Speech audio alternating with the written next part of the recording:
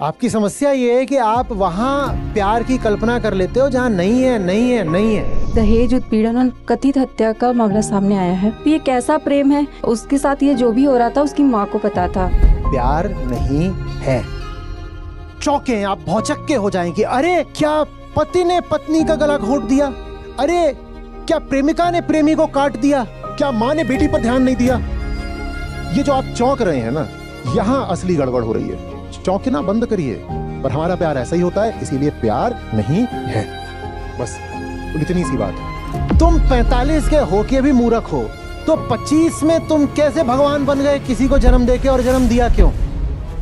Patterns के अलावा हमारी रिलेशनशिप्स क्या है बताओ ना। आप क्या किसी डिवाइन प्लानिंग का नतीजा हो? आप प्लानिंग क्या कॉन्स्पिरेसी का भी नतीजा नहीं हो। पर जब पैदा हो जाते हो तो ऐसे हो जाते हो कि अरे रे रे रे रे रे मेरे घर आइए तो नंदी परी। तुझे पता है तेरी दादी ने तुझे महादेव से मांगा था? काहे? टण टण। और वो पूछ रहा है छोटू, पर इसमें मेरी क्या गलती थी? क्या पता इसी से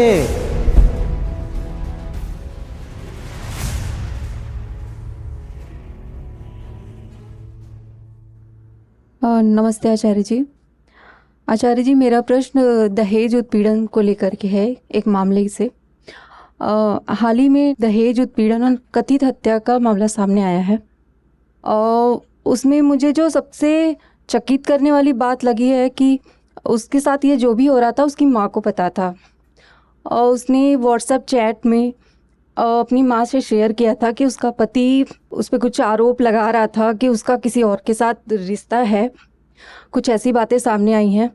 तो आचार्य जी, अभी चूँकि वो नहीं रही तो उसकी माँ काफ़ी दुखी है और अपनी बेटी की इंसाफ के लिए जगह जगह गुहार लगा रही है। तो ये कैसा प्रेम है कि जीते जी उसके पीड़ा को समझ नहीं पाता और मरने के बाद किसी चीख चीख कर न्याय की मांग करता है। मृतक का नाम लेना उचित नहीं है और किसी विशेष व्यक्ति को उदाहरण बनाना भी उचित नहीं है। ये सब जब जाए तो ये नाम वगैरह हटा भी दिया जाना चाहिए। लेकिन एक सामान्य जनरल बात आप समझ लीजिए, प्यार नहीं है। बस कुल इतनी सी बात है। अब बाकी आप बोलो तो मैं आधे घंटे और बोल सकता हूं। प्यार नहीं है। रिश्तों का ताना बाना है जिसमें अधिकार बता दिए गए हैं, कर्तव्य बता दिए गए हैं, सबको सबकी कुर्सी बता दी गई है। तुम इस जगह बैठोगे, तुम यहाँ बैठोगे, तुम ये करोगी, तुम वो करोगी, ये सब कर दिया गया है। ये कॉन्ट्रैक्ट है, अनुबंध है, करार है, समझौता है, कॉम्प्रोमाइज़ है। इसमें प्यार नहीं है। बस बात हो गई। इसमें अब मैं और क्या बताऊं। किसी एक मुद्दे की बात नहीं है। कहीं कोई दुखद घटना घट जाती है, खासकर दहेज हत्या हो जाती है या कुछ और ऐसा हो जाता है, तो हमें बुरा लगता है, हम उसकी बात करना चाहते हैं। इंसान है, बुरा लगेगा। लेकिन उनकी भी बात कर लो जो वेल एडजस्टेड दिखाई देते हैं। वो रिश्ते भी देख लो जहां हिंसा प्रकट नहीं है। अभी प्यार वहां भी नहीं है। बस कहीं हिंसा दिख जाती है, खून बह जाता है, तो हम थोड़ी आउटरेज कर लेते हैं, और कुछ नहीं है। माँ को क्या पता बेटी क्या होती है? माँ को क्या पता? माँ कितने साल की थी जब बेटी को जन्म दिया था? 25-28 रही होगी। कई बार तो भारत में अभी भी 1/3 1/4 शादियां होती हैं तो लड़की की उम्र 18 साल से कम की होती है अभी भी। तो पता नहीं माँ कितने बरस की थी। 20 की रही होगी, 25 की रही होगी, 30 की रही होगी। माँ को क्या पता है? माँ को क्या पता है? वो जो रिश्ता बनता है पत्नी का पति से, वो प्रेम का होता है क्या? माँ को अपने ही कुछ नहीं पता तो पति से क्या प्रेम करेगी, बेटी से क्या प्रेम करेगी। माँ के लिए बेटी एक ऑब्जेक्ट है जिसके साथ एक विशिष्ट किस्म का बर्ताव करना है, an object to be related to in a particular way. ये एक ऑब्जेक्ट है, ये अभी एक ऑब्जेक्ट है जो घर में आया है और इसके साथ इस तरीके का बिहेवियरल पैटर्न डिस्प्ले करना होता है। ये रिश्ता है, इसको हम रिलेशनशिप बोलते हैं। ये हस्बैंड है, ये फादर है, ये मदर इन लॉ है। इन लोगों के साथ, हर रिश्ते के साथ एक मैनुअल मिला हुआ है, इसके साथ ऐसे बात करनी, इसके साथ ऐसे करना, इसके साथ ऐसे करना, इसके साथ ऐसे करना। ये प्यार कहाँ है? आप लोगों को फिर ताज्जुब क्यों होता है जब आप पाते हैं कि अरे किसी ने अपनी प्रेमिका को काट करके फ्रिज में डाल दिया, या कि बेटी अपने ही घर वालों से मदद की अपील कर रही थी और घर वालों ने ही ध्यान नहीं दिया, बोले कि अब तुझे ब्याह दिया है, तू अपना देख अपना घर का, तेरा घर वो है। इसमें आप लोगों को ताज्जुब होता है, मुझे ये ताज्जुब है। आपकी समस्या ये है कि आप वहां प्यार की कल्पना कर लेते हो जहां नहीं है, नहीं है, नहीं है।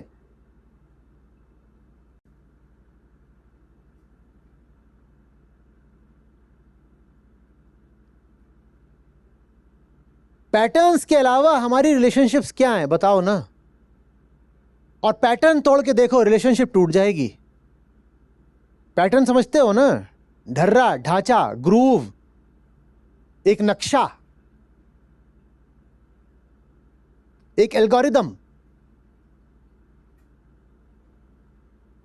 एक आदेश पत्र। उसको बदल के देखो, उसको तोड़ के देखो, उसको छेड़ के देखो क्या होता है। देखो क्या होता है।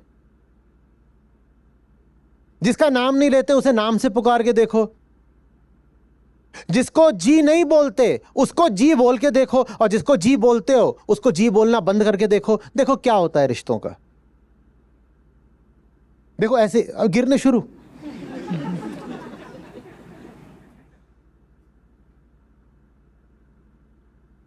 इसीलिए तो मैं चाहता नहीं कि ये मुद्दे मेरे साथ उठाओ।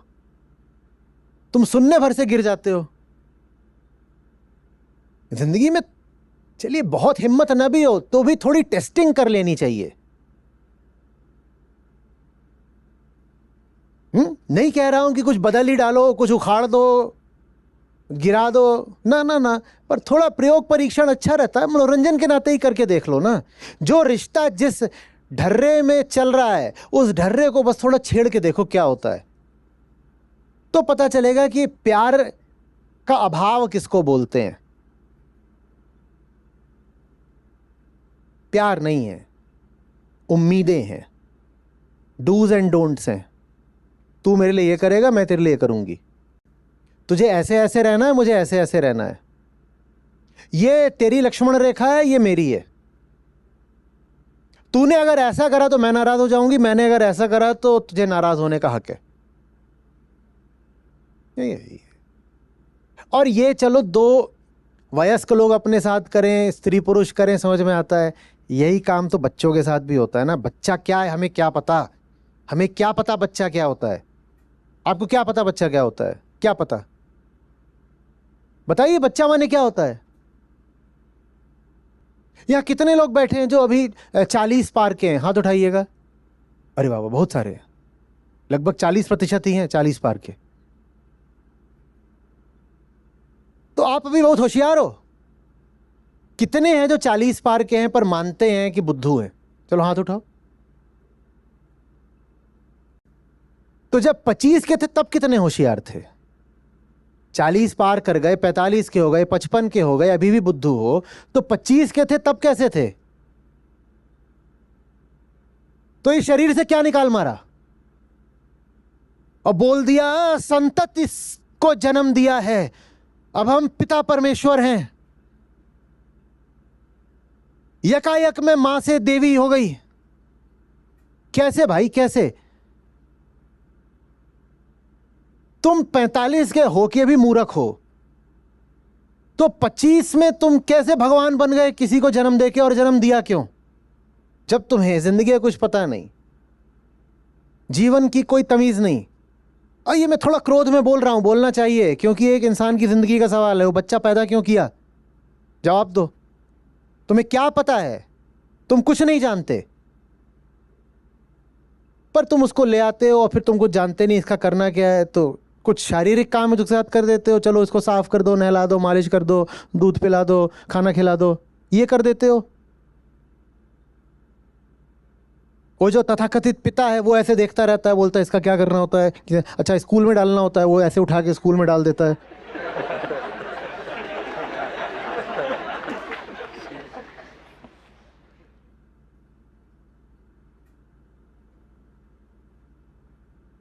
मैं बहुत मासूम सवाल पूछ रहा हूं, आपकी टी शर्ट से हिंट लग रहा है मुझे।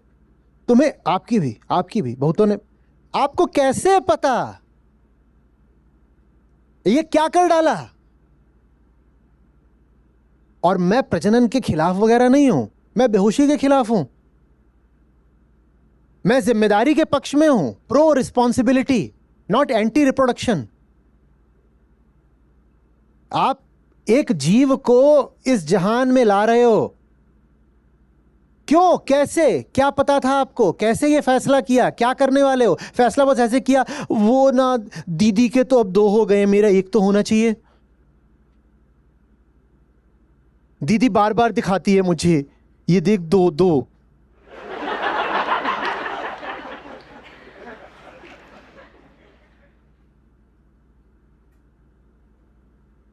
संजय सुनिए ना, चलिए ना प्लान करते हैं। हंस क्या रहे हो? ऐसे ही होता है, ठीक है ना? कितने लोग मानते हैं कि ऐसे ही होता है? ऐसे ही हुआ है ना? उसके बाद संजय और सुनीता ने अपनी प्लानिंग को बाकायदा अंजाम दिया। टेढ़े टेढ़े। और वो पूछ रहा है छोटू, पर इसमें मेरी क्या गलती थी? मैं जहां था मुझे वहीं रहने देते, मैं खुश था। तुम्हें क्या पता? ये प्रकृति, भाई जंगल का इतिहास है ना हमारा। 25 तो ज्यादा होता है, स्त्री पुरुष तो 15 की उम्र में ही प्रजनन के लायक हो जाते हैं, तो कर लो, 15 में ही पैदा कर लो। और मानसिक, बौद्धिक, आध्यात्मिक स्तर हमारा 15 और 25 के बीच में बहुत उन्नत नहीं हो जाता, रहते ऐसे ही हो।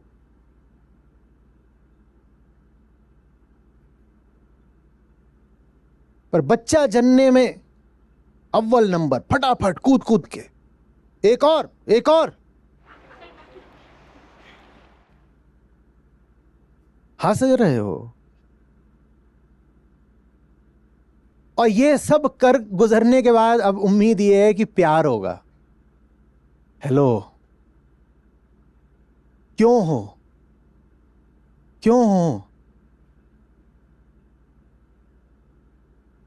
कई टीनेजर्स, युवा लोग आते हैं, मुझे मेरे पेरेंट्स से कभी भी लव एंड अंडरस्टैंडिंग नहीं मिले।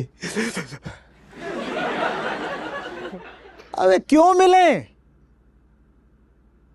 उनमें आपस में ही नहीं है, वो खुद को ही अंडरस्टैंड नहीं करते हो, तुझे क्या अंडरस्टैंड करेंगे? तेरी समस्या यह है कि तू उम्मीद कर रहा है कि वो किसी लायक हैं, कि वो तुझे समझ सकते हैं। उन्होंने खुद को समझा है कभी कि तुझे ही समझ लेंगे? उन्हें माफ कर, आगे बढ़, जाके बोलो उनसे कि माफ किया, हमारा तुम्हारा गेम सेटल्ड, कोई गिला शिकवा नहीं। लेकिन वो नहीं, ऐसे सोचते हो जैसे कि बाप तो भगवान है ना, उसके पास क्षमता थी मुझे समझने की, पर उसने मुझे समझा नहीं। अरे उसके पास क्षमता ही नहीं है, तुम्हें समझ में क्यों नहीं आ रहा? अच्छा, आप जिस उम्र के हैं, 40 पार वालों, कभी आपके पिताजी माताजी भी इसी उम्र के थे? आप 45 के हैं, कभी आपके माँ बाप 45 के थे? जब आपके माँ बाप 45 थे तब आप कितने के थे? तो आप 20 के थे। तब आप 20 के थे, माँ बाप 45 थे, आप उनकी ओर देखते थे और सोचते थे देखो कितने महान हैं, कितने समझदार हैं। अब आप खुद 45 के हो तो पोल खुल गई ना। अब आप समझ गए ना 45 में आदमी कितना बुद्धू होता है। पर आप जब 20 के थे तो सोचते थे कि माँ बाप समझदार हैं क्योंकि 45 के हैं। 45 का होने से क्या होता है?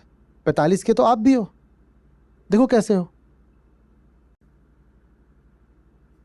पर रहता यही है कि वो बड़े हैं, वो बड़े तो हैं पर बीच में एक ब्लैंक है।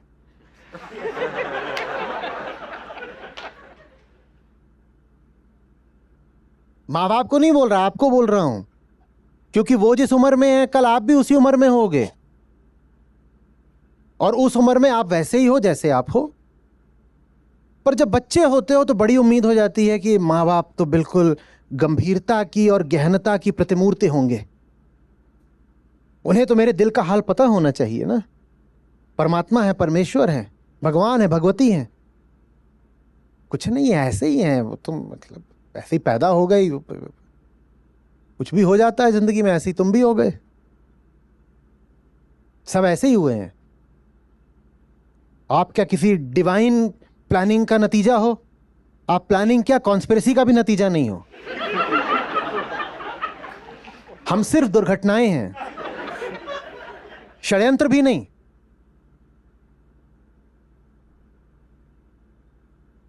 अपने आप को इतनी इज्जत मत नवाजा करो, कुछ नहीं है हम, ये अहंकार है बहुत बड़ा।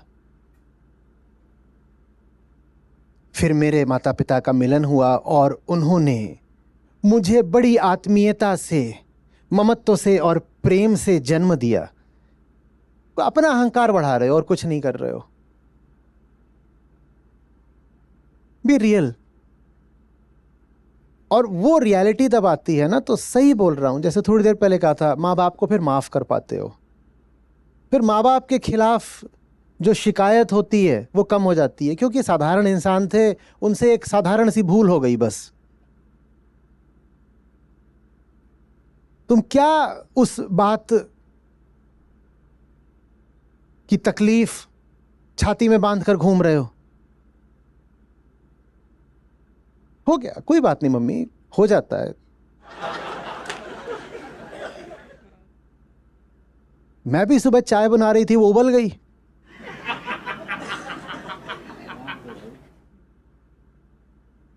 आपसे नहीं होता है? सही मौके पर तापमान कम करना भूल गए, मामला छलक गया, फिर आप बोलते हो मैं दिव्य विभूति हूं, मैं अवतरित हुई हूं। आप अवतरित नहीं हुई हैं, आप छलकी हैं।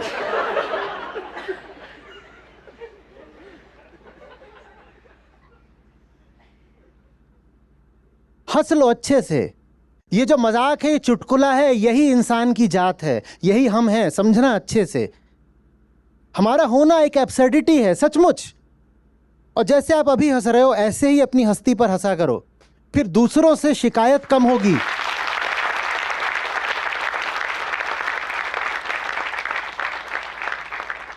तब तो कहानियां चलती हैं।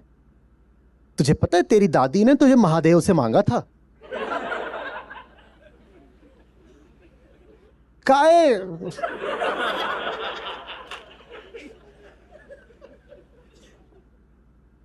बिना बात के असली बात ही बता दो ना। अब असली बात थी कि वो बताओगे तो सेंसर बोर्ड बैठेगा।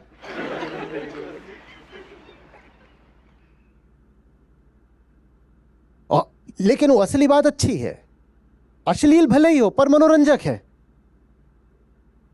और अश्लीलता में भी क्या बुराई अगर वो सच्ची हो। सत्य यदि ऑब्सीन भी है तो है तो सत्य ना। बता ही दो अपने बच्चों को कि कैसे पैदा हुए थे। कम से कम उनके भीतर से ये उम्मीद हटेगी कि हम कोई बड़े हीरे मोती हैं जिनको जा करके दुनिया के बाजार से संग्राम करके हमारे अभिभावकों ने हासिल किया था। कितने तो मालूम है, बस इसलिए पैदा हो जाते हैं क्योंकि फैसला 51% का हो गया। बाकायदा जूरी बैठी थी ये तय करने के लिए कि ये पैदा होना भी चाहिए कि नहीं, रखें कि गिरा दें।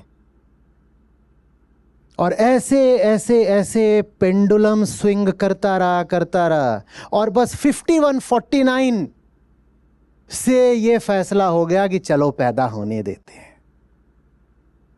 नहीं तो लगभग 50% संभावना थी कि तुम पैदा ही नहीं होते, फ्लश कर दिए जाते। किसी अस्पताल के पीछे इतना सा फीटस बन करके कचड़े के ढेर में पड़े होते।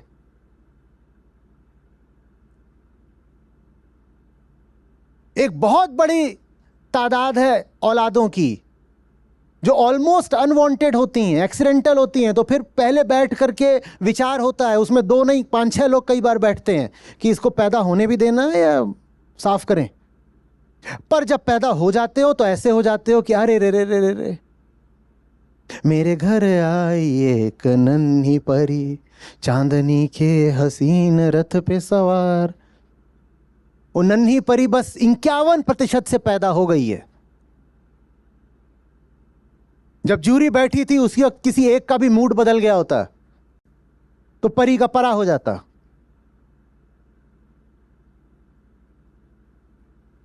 और ये बातें ऐसी नहीं है जो मैं कहीं से खुफिया उठा करके लाए हूं, ये घर घर की बात है, बहुत सीधी बात है। तो ये मानते क्यों नहीं हो? और ये मानने से रिश्ते खराब नहीं हो जाएंगे, दोहरा रहा हूं, ये मान लोगे ना तो रिश्ते सहज हो जाएंगे। ये मान लोगे तो माँ बाप को माफ करना आसान हो जाएगा। ये मान लोगे तो माँ बाप से फिर दोस्ती कर पाओगे, क्योंकि दिखाई देगा कि हमारी तरह इंसान है, जैसे हम कुछ अच्छा कुछ बुरा करते रहते हैं वैसे ही उनसे भी कुछ हो गया होगा, कुछ ठीक कुछ गलत। प्रश्नकर्ता के प्रश्न में मान्यता छुपी थी कि मां है तो बेटी का तो ख्याल रखेगी ना, जैसे कि रिश्ते की परिभाषा में ये निहित हो। ऐसा कुछ भी नहीं है कि बेटी संकट में थी, माँ को बोल रही है कि माँ यहाँ ससुराल में मेरे साथ गलत हो रहा है, अत्याचार हो रहा है, माँ बचाओ, क्या करूँ, माँ रक्षा करो। तो माँ कहेगी कोई बात नहीं, मैं आ रही हूँ, या तू मेरे पास आ जा, या मैं कोई उपाय सुझाती हूँ। तुम ये क्यों मान रहे हो कि माँ ऐसा कुछ करेगी? क्यों मान रहे हो? क्योंकि तुम्हें लोक संस्कृति ने सिखा रखा है कि माँ बच्चे का रिश्ता तो अनिवार्यतः प्यार का होता है। और मैंने अपना पूरा उत्तर शुरू के ही 3 लफ्जों में खत्म कर दिया था, प्यार नहीं है। क्योंकि प्यार कोई शारीरिक चीज नहीं होती कि आप बच्चा जन्म दोगे तो प्यार हो जाएगा। प्यार बड़ी गहरी बात होती है। क्या कहते हैं हम, प्यार सीखना पड़ता है। एक उम्र के हो गए, तुम संभोग कर लिया, गर्भ हो गया, प्रजनन हो गया, तो उससे प्यार थोड़ी हो जाएगा, प्रजनन से प्यार हो जाएगा क्या? ये कैसी बात है? नहीं तो फिर प्रजनन ही प्रेम का मार्ग कहा जाता।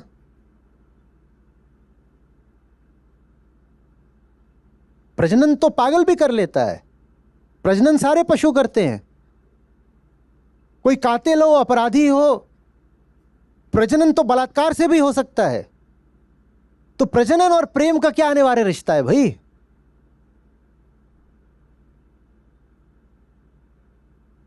प्यार सीखना पड़ता है। और जिन्होंने प्यार सीखा होता है ना, वो फिर ये नहीं करते कि प्यार उसी से करेंगे जो हमारे जिस्म की औलाद हो।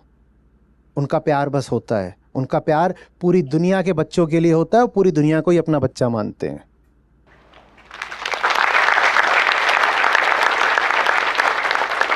कहीं प्यार नहीं है, इसकी एक अच्छी विश्वसनीय सूचना इसी बात से मिल जाती है कि कोई कहे कि मैं तो बस अपने बच्चों से प्यार करती हूं। जैसे ही किसी ने यह कहा कि मैं तो बस अपने परिवार से, अपने बच्चों से, अपने पति से, अपने पिता से, अपने इन्हीं से प्यार करती हूं, ये इस बात की बड़ी सशक्त सूचना है कि वो प्यार करता ही नहीं या करती ही नहीं। जिनको होता है वो अपने प्यार को सीमा नहीं दे सकते, ऐसे एक किसी संकीर्ण दायरे में कैद नहीं कर सकते कि मुझे प्यार तो बस अपने बच्चे से है। जिसे प्यार होगा उसे प्यार होगा, उसे किसी एक विषय से प्यार नहीं होगा, उसे प्यार होगा। प्यार उसकी आंतरिक स्थिति होगी, उसकी ये स्थिति विषय सापेक्ष नहीं होगी कि ये फलाना चेहरा सामने आया तब तो मुझे प्यार है और कोई और चेहरा सामने आया तो मुझे प्यार नहीं है। प्यार ऐसा नहीं होता, पर हमारा प्यार ऐसा ही होता है, इसीलिए प्यार नहीं है।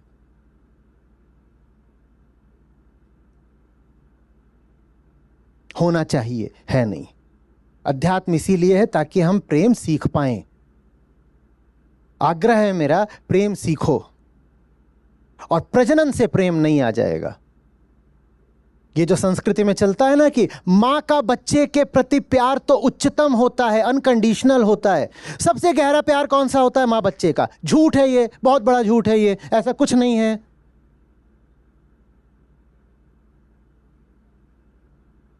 जिसको प्रेम पता ही नहीं वो किसी से भी प्यार कैसे कर लेगा? अपनी औलाद से भी प्यार कैसे कर लेगा? ना, नहीं होता। और जिसको प्रेम पता है उसके प्रेम को तुम रोक के दिखाओ, रुकेगा नहीं, वो सारी सीमाएं लांघ जाएगा। धर्म की, जात की, अपनेपन की, परायेपन की, उसके प्रेम को रोक नहीं पाओगे।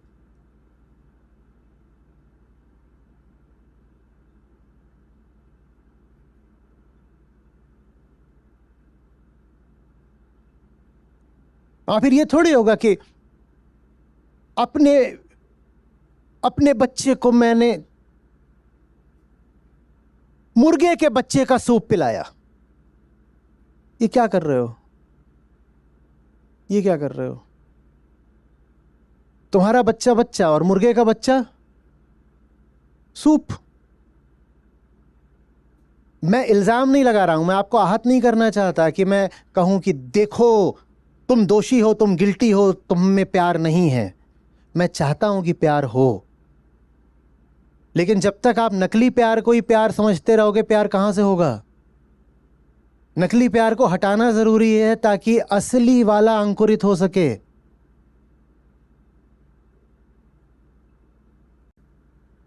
तो बुरा मत मान जाइएगा कि इन्होंने तो हमारे रिश्तों को ही नकली करार दिया, हम प्यार मतलब जानते ही नहीं है, तो फिर हम और क्या कर रहे हैं रिश्तों में। बहुत आसान है मेरी बात को अन्यथा ले लेना। ये दुनिया जैसी है और जैसी और ज़्यादा होती जा रही है, जिस गर्त में गिर रही है, आपको सचमुच लगता है इस दुनिया के लोग प्यार जानते हैं? तो मेरी बात से आपको झटका क्यों लग रहा है? बुरा क्यों मान रहे हो? प्यार सीखो, प्यार सीखो, और प्यार को सीमाएं मत दो। मत कहो कि मेरा परिवार है तो इसलिए प्यार है।